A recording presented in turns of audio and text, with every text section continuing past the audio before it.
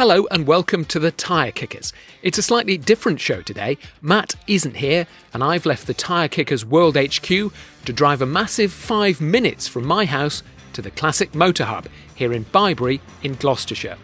Now in this episode we're talking about the classic car market in 2025, where it's heading, what's flying off the showroom floor and what's a clever buy in today's market. So let's start the new year off with a good old-fashioned trip to a dealer to burn off some mince pies with a bit of post-Christmas tyre kicking. So welcome to the Classic Motor Hub, the former site of RAF Bybury. It's just to the northeast of Cirencester. The airfield was built in 1939 and hosted Hawker Hurricanes and Spitfires until 1944 and then closed in 1945. Perhaps more used to us, though, are the great roads around here, like the B4425 from Cirencester to Burford via Barnsley Village, or the faster A429 from Cirencester to Stowe, although that can be a bit busy. And a bit further away is the B4437 from Burford to Charlbury that Harry Metcalfe uses for Harry's Garage. Any road, we're here to talk about cars. The Classic Motor Hub has 2 barns full of old cars for sale, a great cafe, and regular well-attended drive-in events. Now, I've known about this place for a bit. They sold my 1966 Porsche 912, and I bought my Mercedes 300 SL from them this autumn. So I've been here both as a seller and a buyer.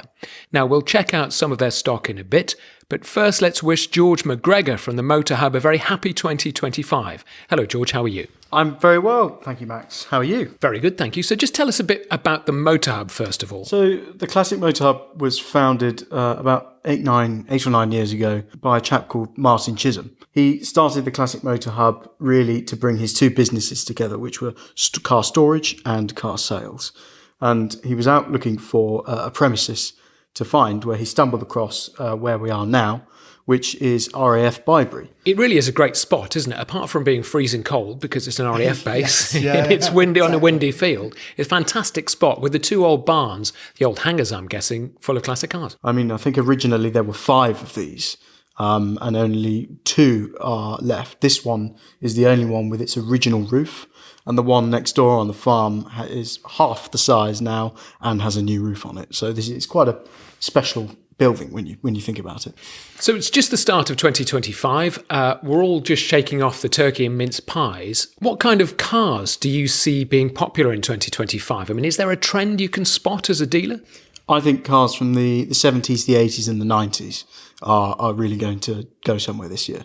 They have in recent years anyway, but it's definitely something we're seeing more often. Those sort of cars are flying out the door compared to, say, your E-Types and your cars from the 60s, which are proving a bit more of a hard sale at the moment. Because I think at auctions, E-Types have been the kind of poster child of the cars that have seen a bit of a slump, which is strange because they're still great cars to drive, pretty good cars to own as well, but just they seem to have gone off the boil a bit. Yeah, I think a lot of that has to do with, times moving on. People from, say, my generation are starting to come into some money. They're making their own money, they're moving forward with their lives, and they can now afford to buy the cars that they had on their bedroom wall when they were younger, which are cars from the 80s and the 90s and 70s, I suppose. So do you think that's a permanent shift then? You think that's a kind of permanent demographic shift away from those, XK Jaguars, which seem quite cheap at the moment, and again the E-Types? I do think so, yes. But what I do believe is that as XKs, for example, and E-Types are coming down in value, people will start to see them as good buys. No matter what they think, I'd rather have a car from the 80s, they'll think, well, I can go and buy an E-Type now for 50 grand or an XK 120 for 60, 70 grand, a really nice one. I'll just go and do that. They're really cool cars and they are fantastic cars. Yes, the market for 50s, 60s cars isn't amazing at the moment, but I truly believe they'll pick up as people start to see some good deals knocking around. They're not overly expensive to maintain as well. You can take them to some of the best specialists and certainly pay for it. But if you do want a car that's truly great value for money, I think that's definitely something. So what from the kind of 70s and 80s and 90s is the best value classic around, do you think? I mean, I'm a fan of Porsche 944 turbos, E30 325i BMWs. What do you think? Yeah, I think I agree with you. Especially the E30 BMW is a fantastic machine, and also you can pick one up now for what I think is great value for money. Yes, they were less expensive a few years ago. But I still think now is a great time to pick up one of those for a great price. And the Porsche 944s, the turbos as well, and even the 928s, you can get one of those for pretty reasonable money. Personally, as modern cars continue to be manufactured and they come out, they're getting more and more boring, a lot of them. And I think as those cars are getting more and more boring, people will be out there looking for more interesting cars, classic cars. And I think more people will realise that there's such a great community around the cars and such a fun experience about owning a classic car that the events and the social scene will just continue to grow. Now, we're sitting here on a very comfortable leather sofa, hiding from the wind, but outside beyond the glass there are 2025 classics, so I think it really is time to go and have a look. There's only so much time I can spend sitting on a sofa like a small child without getting into the sweet shop. Yes, yeah, literally, yeah. Let's go and see some cars.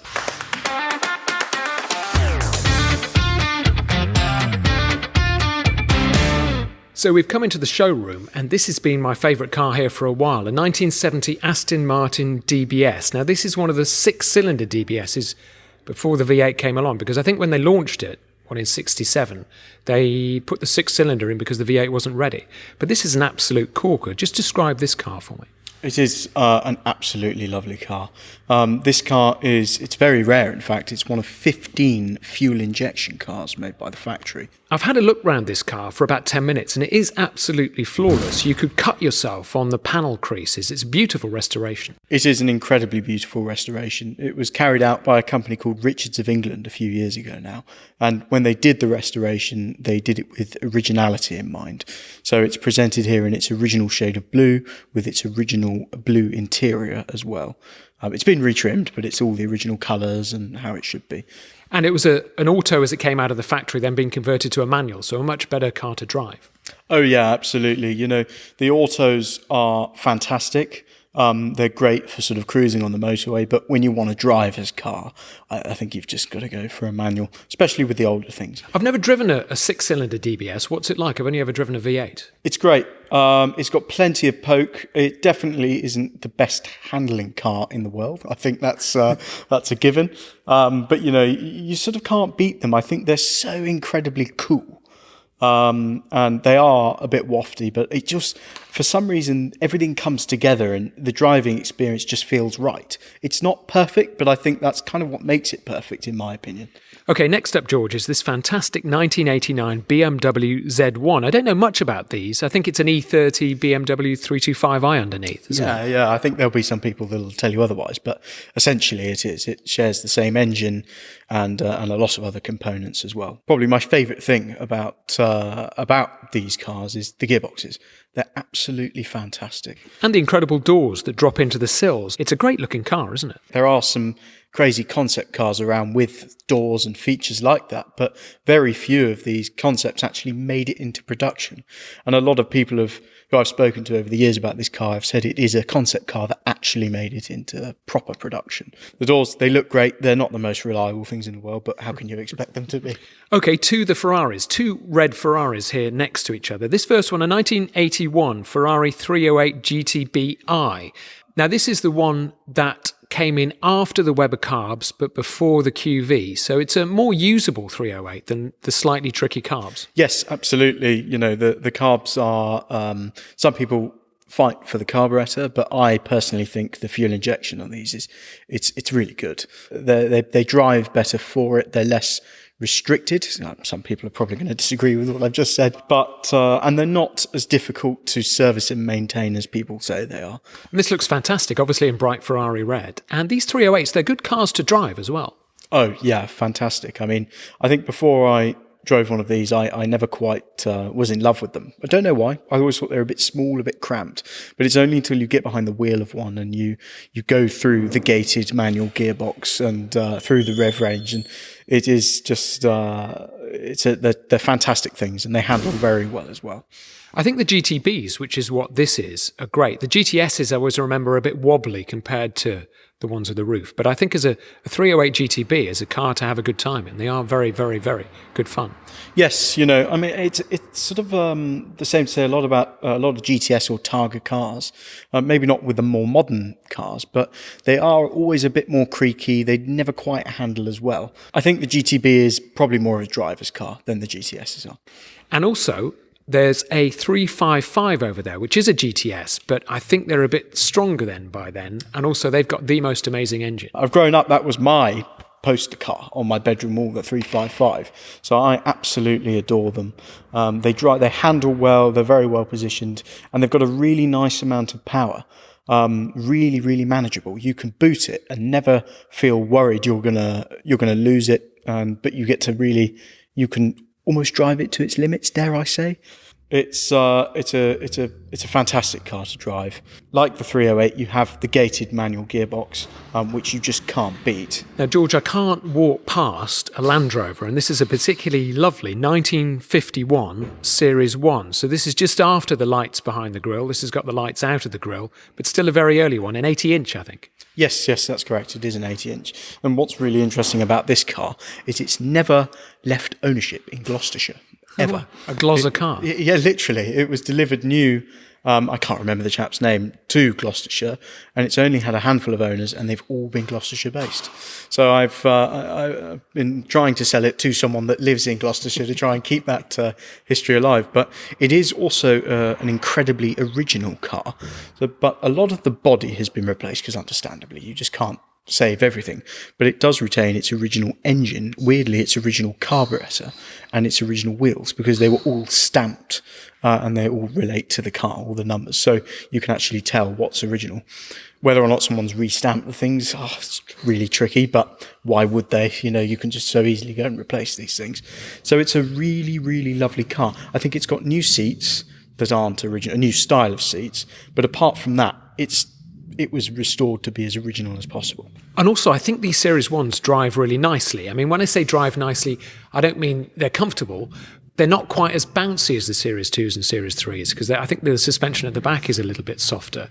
I think they're a good fun car, aren't they, for country roads? You wouldn't want to go very far in one. But. Absolutely. I couldn't agree more. I went out with a colleague of mine called Max in the summer, and we went up onto the A40 just for a road test to give it a bit of a run.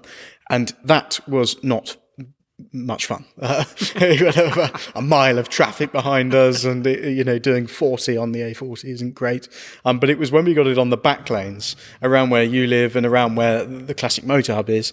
It's absolutely brilliant. You can get a bit of a lick on. It's hilarious fun, and we had the screen down, and obviously the hood wasn't on. It was a lovely day. I just couldn't beat it. It was almost more fun than driving, say, a 355 or a 308 round here, because you can actually take advantage of all the car has to offer. And also really simple to look after. I mean, a Series 1 is about as simple as it gets, isn't it? Pretty much, yeah. I mean, not to say that anyone can look after one. You do have to have some kind of mechanical knowledge and sympathy as well. But, you don't have to take it to a Land Rover specialist for them to fix it, which is, I think, really great. And this is a particularly nice one. They're such a pretty looking, happy car. And this is a 51, so it's got the 1.6 engine, we both think. Yes. Somebody might correct us later. Yeah. But just a great ownership experience, isn't it? You can shove this in a garage and just pop it out whenever the sun shines. Yes, yeah, no, exactly. They're wonderful things. I'd say go out and buy one because, as you said, it's so easy to get parts for them. They're pretty affordable as well, in my opinion. And I mean, what's not to love? They're just amazing. So next, it's a 1967 Triumph TR4 IRS. So 67, that's a very late TR4. Yes, yeah, I believe it is.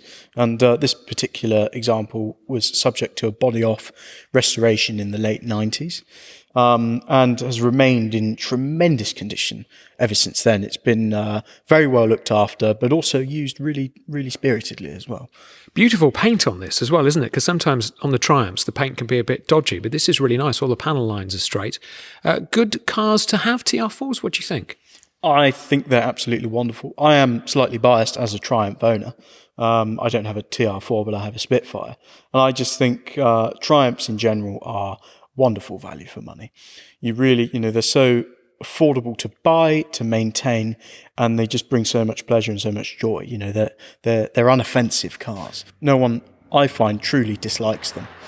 I'm just looking at the spec of this, a factory-fitted overdrive. So that's an extra benefit, isn't it? And that makes a hell of a difference. We took the car to the NEC Classic Motor Show in Birmingham, and after the show, unfortunately, we didn't sell it up there, so I drove it back from Birmingham, which isn't a very long drive, but having the overdrive made it just brilliant. You can, if you want to, cruise at 80 on the motorway, and it's just fantastic to have the luxury of that, the extra legs behind having another gear. George, thank you. That's great. And as well as sales here, there's storage and also plenty of events. So what's coming up in 2025? Well, we've got lots of interesting events coming up. On February the 2nd, we've got Military Day. So I think we're probably hoping for some road legal tanks. And the locals will be delighted. Oh, I'm sure they will. And on April the 6th, we've got Coffee and Classics. April the 27th, we have Drive It Day, which I think is National Drive It Day as well. June the 1st, German Coffee and Classics, which you'll be there, I'm sure. I will do. I loved that. I had a great time here last year. Yes. So, George, thank you very much. We'll come back soon and drool over your stock. You're welcome anytime. Not to drool on them, though. Well, I'm just going to have a little look underneath this Series 1 Land Rover, because if it's as good on top as it is underneath, that's a corker. I'm sure you'll be very impressed with it. So that's it for this Tyre Kickers special. We'll be letting the trade talk a few more times this year, so get in touch if you have any dealers in mind you'd like to hear more from. We're on Instagram at the Tyre Kickers UK, which is all one word, and the Tyre Kickers on Facebook. In the meantime, Matt and I will be back soon. So until then, happy post-Christmas blues.